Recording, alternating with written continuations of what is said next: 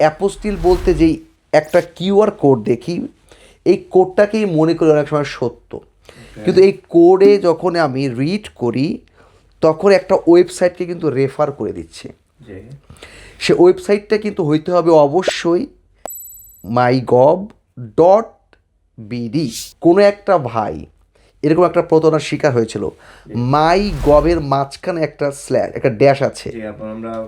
তার মানে কি হচ্ছে, অ্যাপোস্টিলের ক্ষেত্রেও আমাকে অথরাইজড ওয়েবসাইটের মাধ্যমে করতে হবে। কত ধরনের সার্টিফিকেট আছে এখন, এগুলো হার্ড কপি ছাড়াও ইমেল করার মাধ্যমেও যদি আমাদের কাছে পাঠিয়ে দেয়, তাহলে কিন্তু আমরা খুবই দ্রুততার সাথে অ্যাপোস্টিল করছি এবং তার হাতে কপিটা পৌঁছে দিচ্ছি।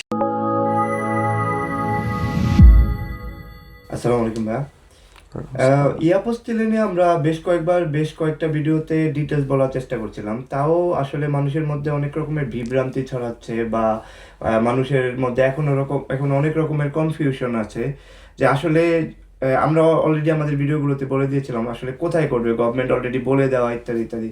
তারপরে যে অ্যাপোস্টিলের যে ভুলগুলো আছে, এর কারণে যখন নুল্লাস্তা বাদ হয়ে যায় বা ভিসা রিজেক্ট হয়, সেই ক্ষেত্রে কি আবার শুরু থেকে শুরু করা, এটা নিয়ে আসলে মানুষের অনেক প্রশ্ন।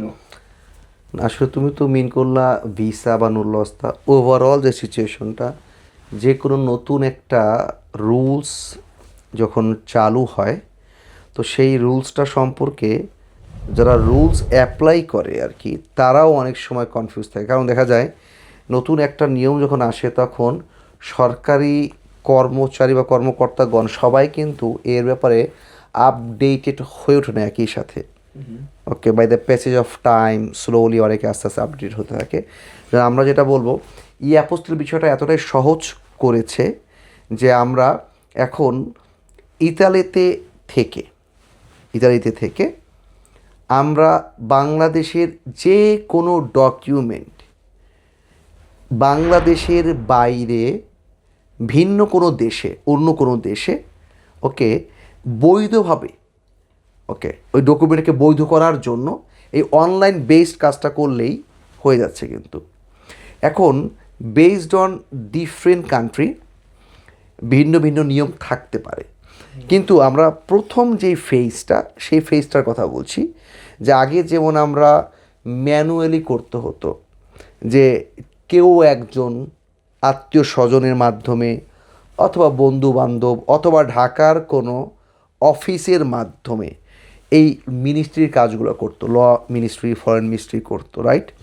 এবং এটা ফিজিক্যালি কী করতে হতো, সিল দিতে হতো।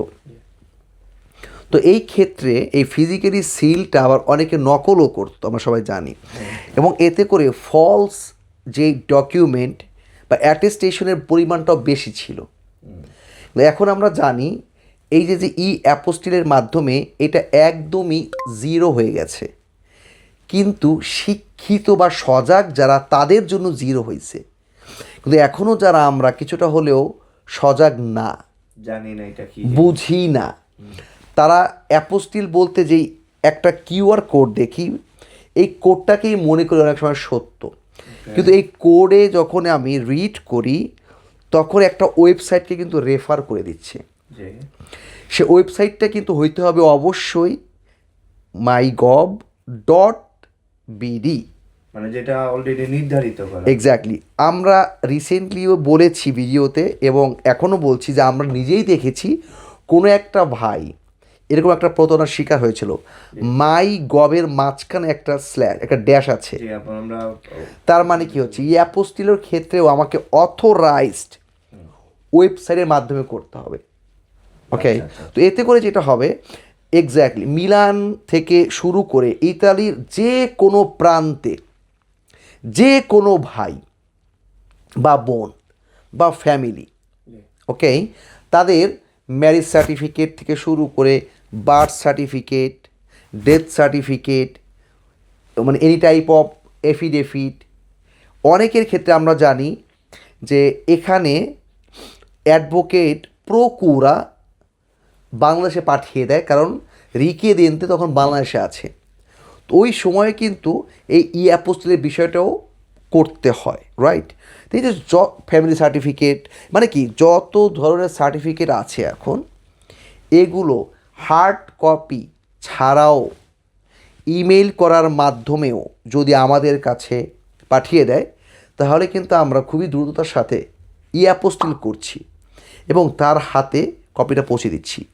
ওইটা নিয়ে সে যদি আমাদের ওই অ্যাম্বাসিতে যায় প্রয়োজন অনুযায়ী, কনসুলেট জেনারেল, সেখানে তার কাজটা হয়ে যাচ্ছে। তার যদি ট্রাদুকশনে জুরাতা করতে হয় ট্রাইব্যুনাল থেকে, সেই কাজটা হয়ে যাচ্ছে। তার যদি কোনো কারণে প্রেফেক্টরে করতে হয়, সেই কাজটাও কিন্তু নিয়ম অনুযায়ী করা যাচ্ছে। তার মানে কি হচ্ছে, আমরা যারা ট্র্যাডিশনাল ওয়েতে অভ্যস্ত ছিলাম, তারা চাইলে এই অভ্যাস থেকে সরে গিয়ে এই যে নতুন যে একটা সিস্টেম, এবং এটা বৈধ এবং অনেক বেশি কি বলে কনভিনিয়েন্ট, এই ওয়েতে তারা এই কাজগুলো করতে পারে। আচ্ছা ভাই, যেহেতু অ্যাপোস্টিলিনের কথা বলছিলাম, তো মানে অনেকের একটা জানার জায়গা, যদি কোনো কারণে এই একটা নির্ধারিত ওয়েবসাইট থেকে না ভেরিফাই করার কারণে ওনার ভিসা রিজেক্ট হচ্ছে, নুল্লাহসটা কি রিজেক্ট হচ্ছে? অ্যাকচুয়ালি যদি নুল্লাস তো আসলে ভ্যালিড থাকেই 6 মাস। ওকে। তো সুতরাং নুল্লাসটা অ্যাপয়েন্টমেন্ট পেতে, নুল্লাসটা জমা দিয়ে ভিসার জন্য অপেক্ষা করতে নুল্লাসটা কিন্তু অলরেডি 6 মাস পার হয়ে যায়। আচ্ছা, এখন যদি রিজেক্ট হয়, তাহলে নুল্লাসটাও কিন্তু আসলে তার ভ্যালিডিটি হারায়। আচ্ছা, তখন নতুন করে আবার আবেদন করো, অথবা বিশ্বস্ত অ্যাডভোকেটের মাধ্যমে গিয়ে রিকোর্স করো। এই রিকোর্সগুলো তুমি জানো লম্বা সময় নিয়ে নিতে পারে। সবটি অনেক দুঃখের একটা জায়গা, বাট এটাই বাস্তবতা যে আমরা আসলে এটার অনেক শিকার হচ্ছে এই মুহূর্তে, এই রিজেক্টগুলো তুমি যেটা বলছো।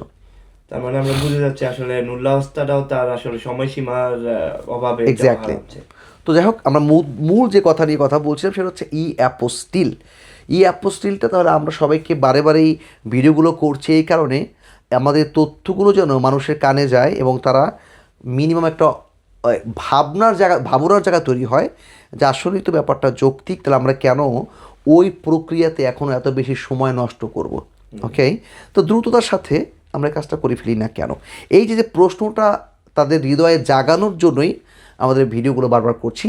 অ্যাপোস্টিল কেন করবেন, এটার জন্য আর কি। আচ্ছা ভাই, ধন্যবাদ আপনার এই প্রশ্নের উত্তরের জন্য।